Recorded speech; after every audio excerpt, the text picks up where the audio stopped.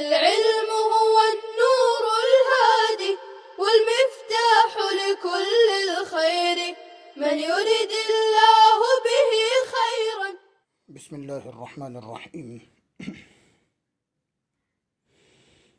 الحمد لله رب العالمين والعاقبة للمتقين والصلاة والسلام على سيد الأنبياء والمرسلين نبينا محمد وعلى آله وصحبه وعلى من تبعهم بإحسان إلى يوم الدين وبعد. گزشتہ سبق میں تناقض کے سلسلے میں تناقض کی تعریف، جن دو قضیوں میں تناقض ہوتا ہے ان کا نام، تناقض کا حکم کہ دونوں قضیے نہ ایک ساتھ جمع ہو سکتے ہیں اور نہ ایک ساتھ علیحدہ ہو سکتے ہیں، دونوں میں سے ایک کا پایا جانا بہرحال ضروری ہے، اور تناقض کے لیے شرائط جو ہیں ان کا اجمالی بیان کہ دو قضیوں میں تناقض کے لیے عام شرط یہ ہے کہ ان میں کا ایک موجبہ ہو دوسرا سالبہ ہو، مخصوصہ قضیے ہوں تو ان میں 8 چیزوں میں اتحاد ضروری ہے، اور اگر وہ دونوں محصورہ قضیے ہوں تو کلی اور جزئی کا اختلاف بھی ضروری ہے۔ یہ بیان گزشتہ سبق میں ہم نے سنا۔ آج کے سبق میں قضیہ مخصوصہ، جن کا موضوع شخص معین ہوتا ہے اور اس میں تناقض کے لیے 8 چیزوں میں اتحاد ضروری ہے، جب یہ 8 چیزیں بیک وقت پائی جائیں گی تب جا کر کے تناقض ثابت ہوگا، اور اگر ان 8 چیزوں میں سے کوئی ایک چیز بھی موجود نہ ہو تو تناقض کا ثبوت نہیں ہوگا، جن کو وحدت ثمانیہ کہتے ہیں۔ ان کا بیان آج کے سبق میں اور آئندہ کل کے سبق میں ملا کر انشاءاللہ العزیز ہوگا۔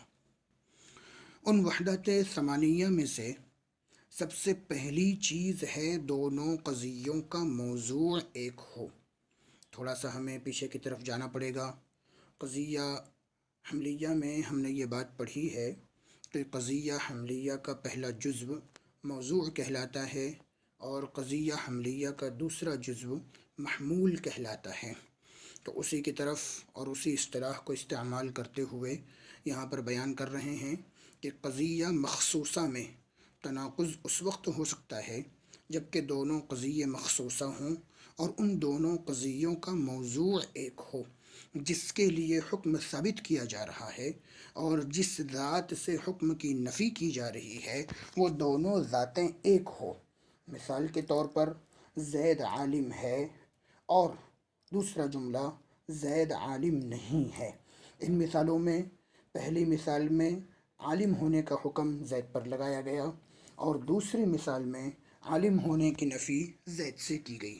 تو ایک ہی زید ہے، ذات زید ایک ہی ہے، اس کے لیے پہلے قضیے میں عالم ہونے کا حکم اور دوسرے قضیے میں اس سے عالم ہونے کی نفی کی گئی۔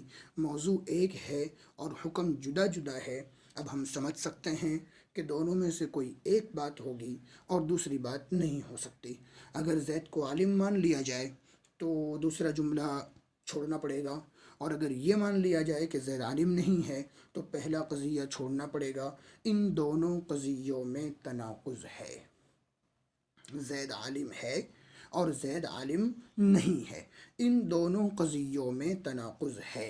اندر جو مثال آ رہی ہے کہ دونوں قضیوں کا موضوع الگ الگ ہو، موضوع ایک ہو تو تناقض ہوگا، موضوع الگ الگ ہو تو تناقض نہیں ہوگا۔ اس کی اندر مثال آ رہی ہے کہ زید کھڑا ہے، عمر کھڑا نہیں ہے۔ کھڑے ہونے کا حکم زید کے لیے اور کھڑے ہونے کی نفی عمر سے ہے، تو دونوں کا موضوع بدل گیا۔ پہلے قضیے میں زید موضوع ہے اور دوسرے قضیے میں عمر موضوع ہے۔ جب دونوں قضیوں کا موضوع بدل گیا تو ان دونوں قضیوں میں کوئی تناقض نہیں ہوگا۔ دھیان رکھیں گے کتاب میں جو مثالیں آ رہی ہیں وہ ایسی مثالیں ہیں جن مثالوں میں تناقض نہیں ہے۔ بہت ہی توجہ کے ساتھ سنیں گے اور یاد کرنے کے وقت میں بہت ہی توجہ کے ساتھ یاد کریں گے۔ دونوں قضیوں کا موضوع ایک ہو، پس یہاں پر لفظ جیسے کا استعمال نہیں کیا گیا، اس لیے کہ مثال تناقض کی نہیں دی جا رہی ہے، بلکہ مثال دی جا رہی ہے عدم تناقض کی۔ تناقض کی مثال میں نے سمجھا دی۔ دونوں قضیوں کا موضوع ایک ہو، پس زید کھڑا ہے، عمر کھڑا نہیں ہے، ان میں کوئی تناقض نہیں ہے، کیونکہ دونوں قضیوں کا موضوع ایک نہیں ہے۔ دوسری شرط ہے تناقض کے لیے دونوں قضیوں کا محمول ایک ہو، دونوں قضیوں کا محمول ایک ہو۔ اب میں کہوں کہ زید کھڑا ہے، زید کھڑا ہے اور زید کھڑا نہیں ہے، یا وہی پہلے والی مثال لے لیا جائے کہ زید عالم ہے اور زید عالم نہیں ہے، تو یہاں پر بھی تناقض ہوگا، اس لیے کہ موضوع ایک ہے، اور موضوع ایک ہونے کے ساتھ ساتھ محمول عالم ہونا اور عالم نہ ہونا یہ بھی ہے، عالم ہونا اور عالم نہ ہونا۔ دونوں قضیوں کا محمول ایک ہو، بس زید کھڑا ہے اور زید بیٹھا نہیں ہے، ان میں کوئی تناقض نہیں ہے، اس لیے کہ کھڑا ہونا اور بیٹھا ہوا نہ ہونا یہ دونوں باتیں ایک ساتھ، ظاہر سی بات ہے کہ ایک آدمی اگر کھڑا ہے تو بیٹھا نہیں، اور بیٹھا ہے تو کھڑا نہیں ہے۔ اب اگر کوئی کہہ رہا ہے کہ زید کھڑا ہے، کسی دوسرے نے آ کر خبر دی کہ زید بیٹھا نہیں ہے، دونوں باتیں صحیح ہے، ان دونوں باتوں میں کوئی تناقض نہیں ہے، اس لیے کہ دونوں قضیے بیک وقت صحیح ہو سکتے ہیں، جبکہ تناقض کے بارے میں یہ ہے کہ ایک قضیہ درست ہوگا تو دوسرا قضیے کو غلط اور جھوٹا ماننا پڑے گا۔ دونوں قضیوں کا محمول ایک ہو، پس زید کھڑا ہے، زید بیٹھا نہیں ہے، ان میں کوئی تناقض نہیں ہے، کیونکہ دونوں کا محمول ایک نہیں ہے۔ نمبر 3، دونوں قضیوں میں جگہ ایک ہو، موضوع، محمول اور ساتھ ساتھ میں دونوں قضیوں کی جگہ بھی ایک ہو۔ کیسے؟ زید مسجد میں بیٹھا ہے اور زید مسجد میں بیٹھا نہیں ہے، یہاں تناقض ہوگا، یہ تناقض کے ہونے کی مثال ہے۔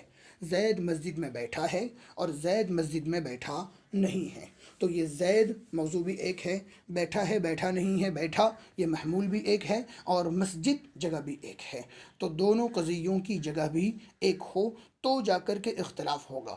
کتاب میں جو مثال آ رہی ہے، پھر سے ایک بار دہرا دیتا ہوں کہ کتاب میں جو مثالیں پیش کی گئی ہیں وہ اکثر مثالیں عدم تناقض کی ہیں، تناقض کی نہیں ہیں۔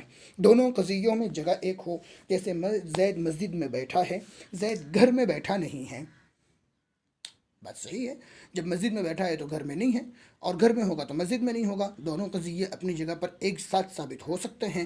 لیکن اگر کہیں جیسا میں نے پہلے ذکر کیا کہ زید مسجد میں بیٹھا ہے اور زید مسجد میں بیٹھا نہیں ہے، تو ان دونوں قضیوں میں تناقض ہوگا کہ پہلے بیٹھنے کا حکم لگایا جا رہا ہے اور اسی ذات پر، اسی جگہ پر نہ بیٹھنے کا حکم لگایا جا رہا ہے، تو یہ تناقض کا ہونا یقینی ہے۔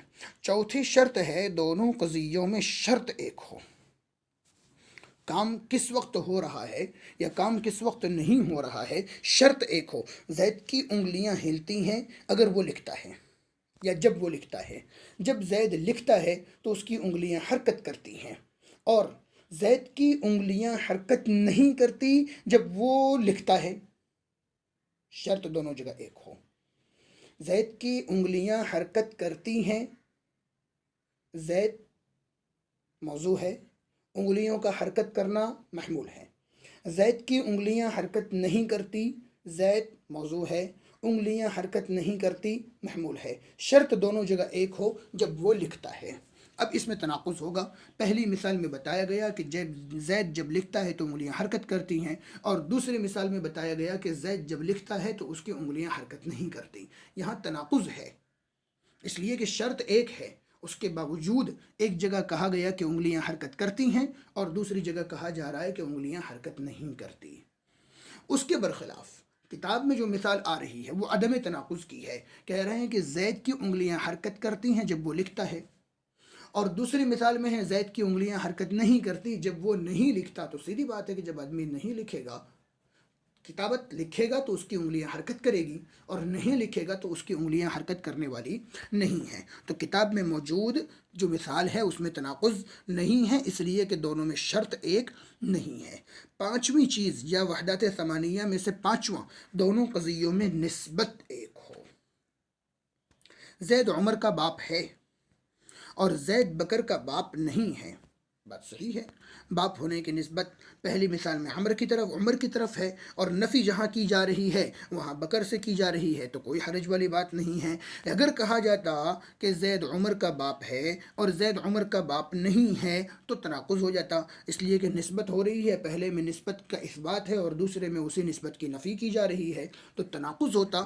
لیکن جو مثال اندر دے رہے ہیں وہ عدم تناقض کی ہے کہ زید عمر کا باپ ہے اور زید بکر کا باپ نہیں ہے، ان میں کوئی تناقض نہیں ہے، کیونکہ دونوں میں اضافت ایک نہیں ہے، نسبت ایک نہیں ہے۔ چھٹی شرط یا چھٹا وحدات ثمانیہ میں سے چھٹا نمبر، دونوں قضیوں میں جز اور کل کا اختلاف نہ ہو، یعنی یا تو دونوں قضیوں میں حکم کل پر لگایا گیا ہو یا جز پر لگایا گیا ہو۔ دونوں قضیوں میں حکم جو لگا ہے وہ کل پر لگا ہے، یا دونوں قضیوں میں جو حکم لگا ہے وہ جز پر لگا ہے۔ ایسا نہ ہو کہ ایک قضیے میں کل پر حکم ہے اور دوسرے قضیے میں جو ہے وہ جز پر حکم ہے۔ یہ کھانا سب کے لیے کافی ہے اور یہ کھانا سب کے لیے کافی نہیں ہے۔ یہ کھانا سب کے لیے کافی ہے، یا یہ چیز سب کے لیے کافی ہے اور یہ چیز سب کے لیے کافی نہیں ہے، تو ایک ہی چیز کے اوپر پہلی مرتبہ حکم لگایا سب کے لیے کافی ہونے کا اور دوسری مرتبہ حکم لگایا سب کے لیے کافی نہ ہونے کا، یہاں اختلاف ہو سکتا ہے، یہ تناقض کی مثال ہے۔ اور اگر کہا جائے کہ یہ چیز کافی نہیں ہے سب کے لیے اور یہ چیز کافی ہے بعضوں کے لیے، تو اس بات جو ہو رہا ہے وہ بعض لوگوں کے لیے اور نفی جو ہو رہی ہے وہ سب کے لیے۔ تو جب اضافت یا یوں کہہ لیجئے کہ دونوں قضیوں میں جز اور کل کا اختلاف ہو گیا، تو جز اور کل کا اختلاف ہونے کی وجہ سے ان دونوں قضیوں میں کوئی تناقض نہیں ہوگا۔ کہہ رہے ہیں کہ دونوں قضیوں میں جز اور کل کا اختلاف نہ ہو، یعنی یا تو دونوں قضیوں میں کل پر حکم لگایا گیا ہو یا جز پر۔ ایسا نہ ہو کہ ایک قضیے میں تو کل پر حکم لگایا جائے اور دوسرے قضیے میں جز پر، جیسے یہ کھانا کافی نہیں ہے یعنی سب کے لیے، اور یہ کھانا کافی ہے یعنی بعض کے لیے، ان میں کوئی تناقض نہیں، کیونکہ ایک حکم کل پر لگایا گیا ہے اور دوسرا جزو پر لگایا گیا ہے۔ بقیہ وحدات ثمانیہ میں سے جو باقی رہ گئے ہیں وہ اگلے سبق میں انشاءاللہ العزیز ہم سمجھیں گے۔ وصلی اللہ وسلم علی نبینا محمد وعلی آلہ وصحبہ اجمعین۔ السلام عليكم. لا تنسوا الإعجاب بالفيديو والاشتراك في القناة تشجيعا لنا لنستمر بنشر المزيد إن شاء الله.